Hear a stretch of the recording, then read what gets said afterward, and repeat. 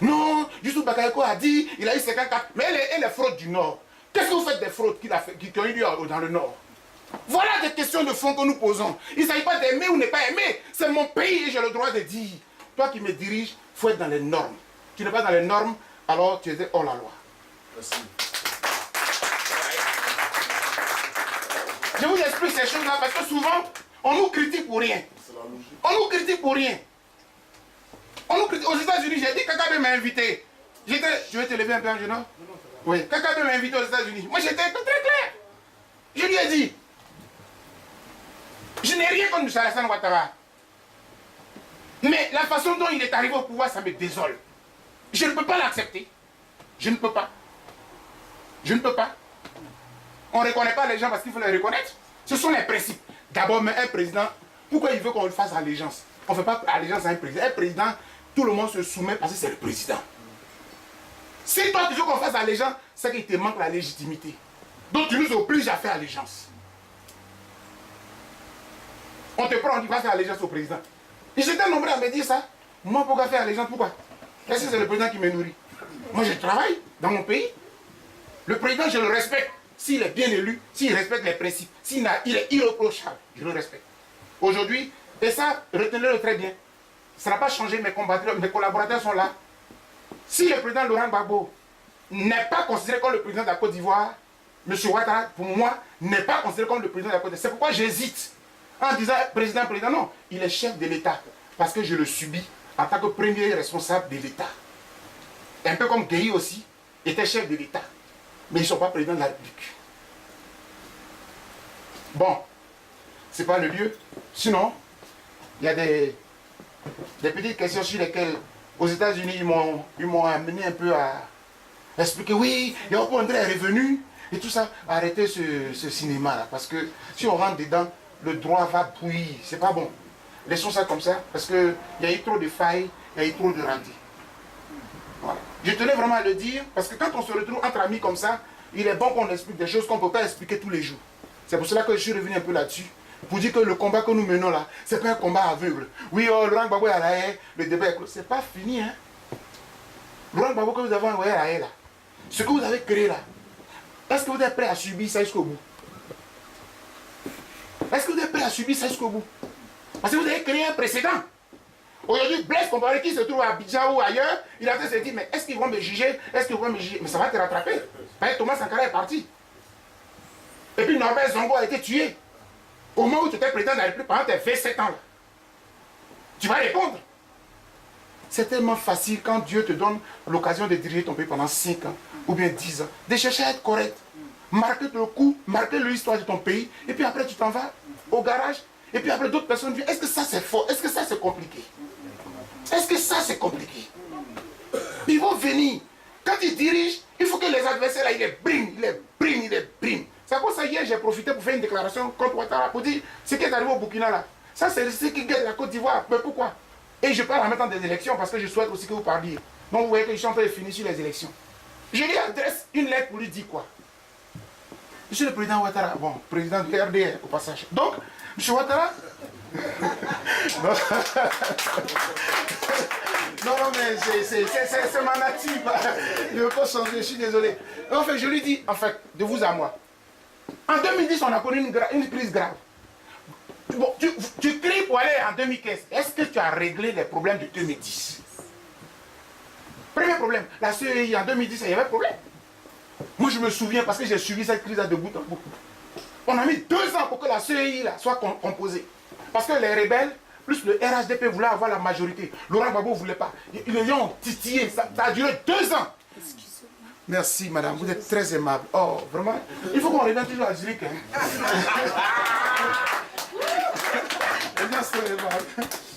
On a passé 2 ans pour que la CEI soit fonctionnaire. Et finalement, M. Laurent Gbagbo a cédé. Parce que c'était Marcoussi.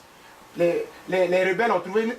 Là, c'était plus force nouvelle. Hein. Ils ont cassé, ils ont émité tous les petits groupes. MPCI et tout ça. Chacun a eu son représentant. 2. Quand on fait le total, ils avaient environ 80%. Laurent Gbagbo 20%. Ils ont dirigé la Syrie. Oui, les gens sourient parce qu'ils revoient, ils voient tout. Ils savent que ce que je dis là, c'est ça. C'est stratégique. 2 ans pour que la CI fonctionne. Et c'est ce qui s'est passé. L'autre erreur, vous la connaissez, les rebelles n'ont pas désarmé. Et puis on allait aux élections. Aujourd'hui encore, je viens de faire une déclaration à Paris. Je dis, est-ce que vous pensez que les rebelles sont désarmés? Parce que vous savez ce qui peut arriver à M. Ouattara. Il pense que les rebelles qui étaient dirigés par Soro là sont acquis à sa cause. Il se trompe. Et à cause d'eux, il a banalisé les FDS. Les policiers, les gendarmes, les militaires sont banalisés. Ils sont humiliés. Ils ne sont pas armés. Et puis ils sont commandés maintenant par les petits soldats qui ont pris les armes à Bouaké avec Soro et qui sont venus. Aujourd'hui, regardez Ouattao, les préfets des régions, que M. Ouattara... Non, il insulte non seulement les intellectuels de notre pays, parce qu'il y a des gens qui ont étudié, qui peuvent être des commandants comment on appelle ça même, des préfets des régions. Tu prends les rebelles là, tu les nommes préfets des régions. Et les rebelles de Soro là, ce sont eux qui sont les patrons dans les gendarmeries, à la police et dans l'armée. Tu es sûr que tu es en sécurité pour aller aux élections en 2015? Non. Tu es sûr? Moi je ne crois pas que tu sois sûr. Parce que même pour toi, ce n'est pas sécurisant. Fais attention. Troisième problème. L'éligibilité de Ouattara. Mais attends, on dit, moi, docteur Boga, sur Africa 24, non, RF, Africa numéro 1, c'est Africa numéro 1, on me disait, mais docteur, non, mais ça c'est un vieux problème. Tu es en train de réveiller un problème. On a dépassé. J'ai dit, non. On ne dépasse pas. Moi, ce que je sais, c'est que dans mon pays, comme je respecte toujours les institutions, en 2000, la Cour suprême de mon pays, dirigée par un certain Tiakone, a sorti une décision. Monsieur Alassane Ouattara est inéligible pour nationalité douteuse. C'est pour moi qu'il a dit, mais j'ai retenu la phrase magique. Bon, on était en 2000. Après la constitution qui est en vigueur aujourd'hui.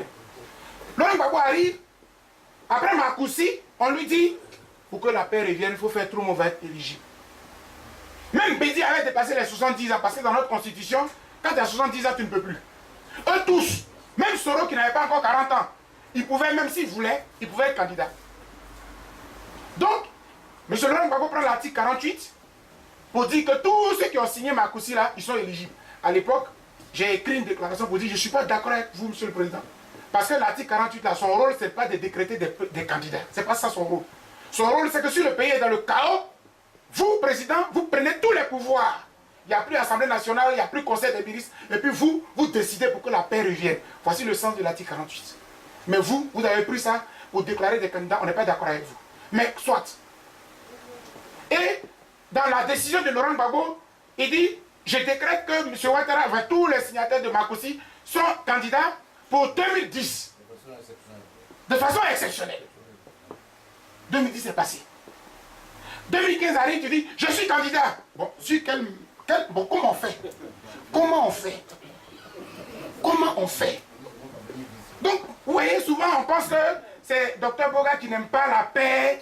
Moi, comme je respecte les principes, j'ai écrit au Conseil constitutionnel, dans une lettre que je publie.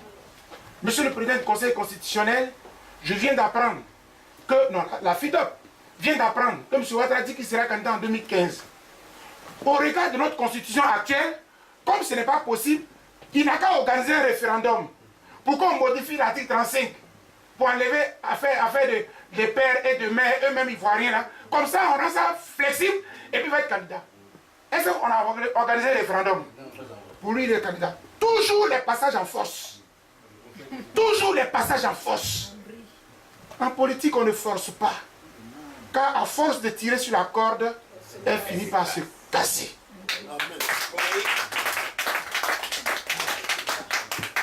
Donc, chers amis, sur la question des, excusez-moi, sur la question des élections, c'est un peu ça. C'est un peu ça. Moi, je veux la paix. Et puis, à côté de ces trois problèmes, donc, question CEI, question des deux armées superposées, question de l'éligibilité, mais même les prisonniers. La crise de 2010, ça nous a envoyé au moins 500 à 1000 prisonniers. Ils sont encore là. On ne finit pas de régler les cas. Vous dites, allons à l'autre élection. Bon, alors on va ajouter. On ne sait jamais, hein, peut-être qu'on va ajouter. Oui, peut-être qu'on va rajouter. On ne sait pas. Moi, je pense qu'à un moment donné, pourquoi la Côte d'Ivoire ne marque pas un arrêt? On règle bien nos petits problèmes. Et puis on fait élection. Élection, c'est la fête. C'est un camp contre un autre camp. Quand tu as gagné, le camp qui est là t'appelle pour dire, cher frère, félicitations. Mais quand il y a des problèmes de de fond, on profite des élections pour se faire la guerre. Il y a des problèmes de fond dans mon pays. Il y a des problèmes de fond dans mon pays. Quand je vais à La Haye, c'est malgré moi. Parce que Laurent Gbagbo ne mérite pas d'être à La Haye. Et je vais terminer par là, un peu d'un point de vue moral. De vous à moi. De vous à moi. Quand nous regardons notre pays là, est-ce que vous pouvez mettre M. Soro et M. Gbagbo sur le même niveau? Non. Est-ce que vous pouvez faire ça? Est-ce que le RDR peut faire ça? Est-ce que M. Ouattara est d'accord au fond de lui que M. Laurent Gbagbo mérite d'être à La Haye? Est-ce qu'il est sûr de lui? Quand je vois ça, c'est pour ça que souvent, on dit que les propos là, ils deviennent spiritualistes. Ils tombent là parce que finalement, tellement on est impuissant. Parce que Ouattara maîtrise le monde. Maîtrise le monde. Parce que Ouattara connaît le monde. Connaît le monde. Parce qu'il connaît le monde. Connaît le monde. Donc comme on n'a plus de pouvoir, on est obligé de s'en remettre à Dieu. Et ça me fait penser à Blaise Pascal, qui disait, et je cite, « Lorsque ma raison ne peut plus agir, je m'en remets à la foi. » C'est pour ça que vous nous voyez souvent prier. Parce qu'on pense qu'on est victime d'une grosse arnaque. On vient, on prie un président. Oui, c'est lui qui a tué les 3000 personnes. Vous pouvez me dire qu'à Diokwe, près de 1000 morts, les 28 et 29 mars 2011, c'est Laurent Gbagbo qui a fait ça. À Naïbli, le 20 juillet 2012, devant le préfet, le commandant de brigade, devant des FRC, on rentre dans le camp un camp de réfugiés et on massacre près de 200 personnes. Le lendemain, on dit non, c'est 2 ou 3 personnes qu'on a tuées. C'est comme ça que vous gouvernez? C'est ça votre politique? Mais si c'est ça votre politique, je ne ferai jamais de politique, mais je vous combattrai toute ma vie. Ouais. Bon, voilà, j'avais promis, cher frère. C'est-à-dire que, oui, je vais vous laisser aussi parler un peu. Non, mais je voulais seulement... Mais je te donne le micro en même temps.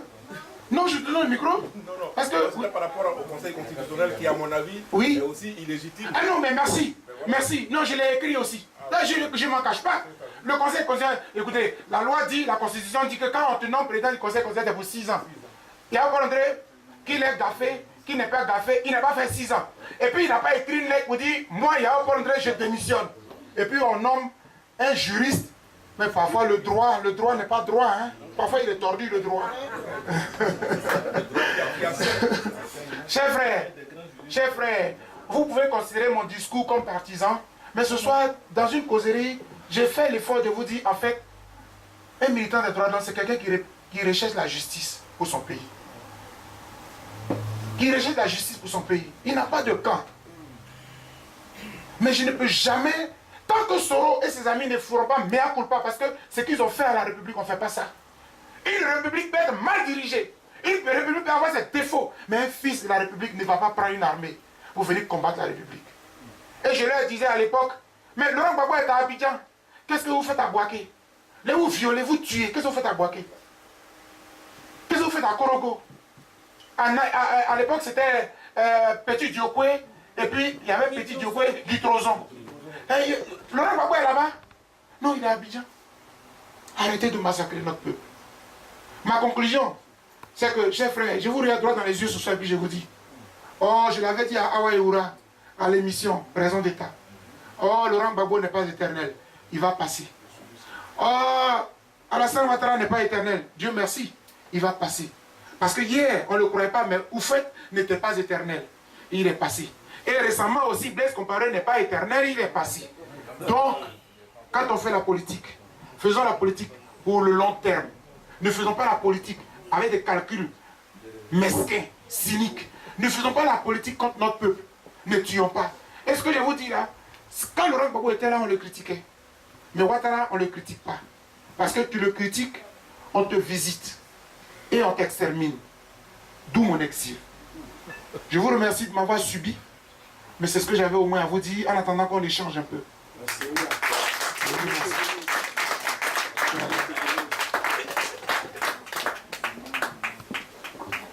Merci, docteur.